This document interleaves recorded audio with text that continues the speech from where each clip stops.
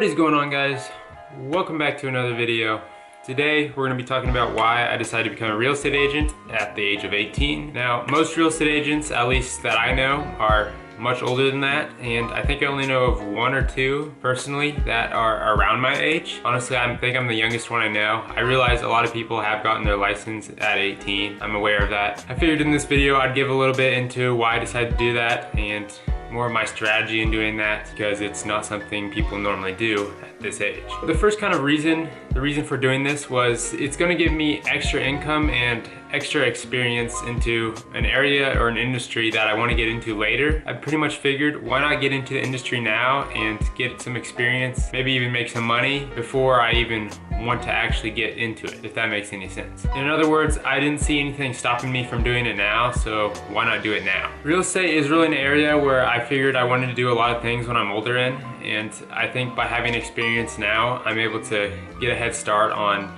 those goals that I have later on, and who doesn't want to do that, honestly? Now, I'm sure the question that comes up when I say real estate agent is, of course, there's going to be fees for being a real estate agent, and people are going to want to know how much those are, because it is actually rather expensive to become an agent, in my opinion. I think to become an agent, it cost me around $1,700 to take the test and to get the courses to take the test.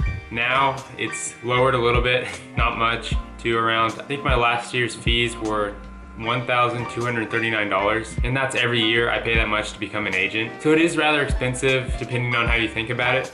But my thought process going into it was, that's like selling one house, getting one commission. It's rather easy to pay for as long as you're doing one thing a year that gets you a return on your investment in a license. So that's really the first area. It was to get a head start, to get some extra income if possible. And I knew that it was something I wanted to do later on in my life, and I didn't see any reason in waiting. Another thing about getting a real estate license was it's something I can have for the rest of my life, and I'll always be able to kind of dabble in it. Now, I of course want to more than dabble in it. That's just kind of a perspective if I were to not like being a real estate agent or having a real estate license. It's something that I can have just in my back pocket just in case I need it at some point. If you keep paying your fees, you'll never have to retake the test. You'll just get some follow-up learning modules and stuff like that, just to make sure you're on top of it. You never really have to take the real estate test again unless you stop paying your fees 1 year.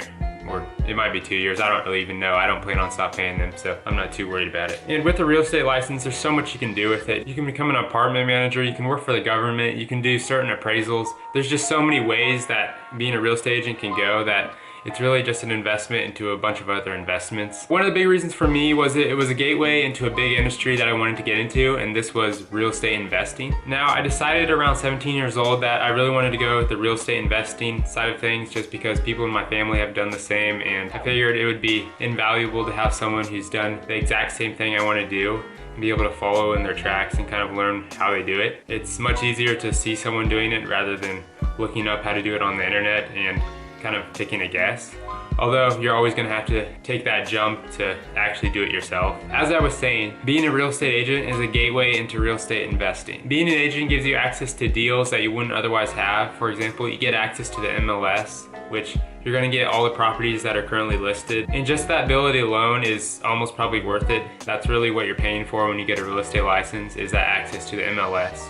I mean, there's other things to it, but come on, it's the MLS. It's pretty much like having insider knowledge into the real estate investing game. That's of course unless you're buying from wholesalers, and that's a whole different story. I think having access to the deals to the MLS is definitely a big thing when real estate investing, because you're gonna be able to get to those deals first. You're gonna be able to show yourself houses first and not have to ask an agent to go see a house. Another positive of having a real estate license and being a real estate investor is you get the commission when you buy a house and when you sell a house. So it's almost like having a discount whenever you buy something or you sell something.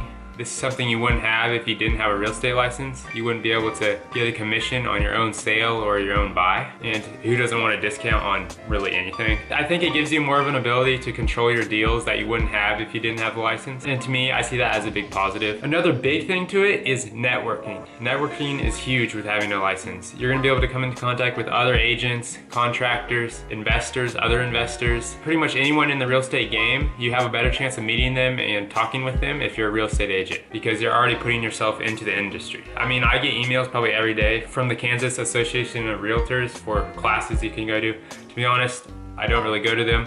but the option is definitely there if you wanted to go talk with other people that are like-minded in the real estate area. So that is another positive to having your license, is you're gonna have access to all these meet and greets that real estate agents get for being a real estate agent or a realtor. Now, those are two different things. To be a realtor, you have to join the NRA, which is the National Realtors Association. Being a realtor almost makes you look better, I guess, although many people don't even know the difference, I don't think, unless they're in the real estate industry. And another huge thing about being a real estate agent is you're considered a real estate professional.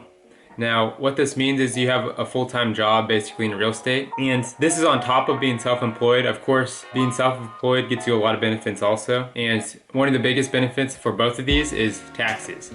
Being self-employed, you can write off food, you can write off travel, you can write off pretty much any expense that has to do with your profession. So all these realtor fees, you can write them off in your taxes, and this in turn saves you money on your taxes at the end of the year. And then the biggest thing with being a real estate agent for tax savings is, as I said, a real estate professional. Real estate professionals can write off their rental income. If they're not a real estate agent, people can only usually write off $25,000 of rental depreciation, which if you're a real estate professional, you can of course write off much more than that. That is a huge bonus to being a real estate professional, and investing in rental properties is you're gonna have so much tax savings just on that alone. It will pay for your license, just the tax savings on that, not to include the commissions and all the other ROIs you get, or return on investments you get from having a license that I've mentioned before. That's really all I got. If you heard my Easter egg earlier,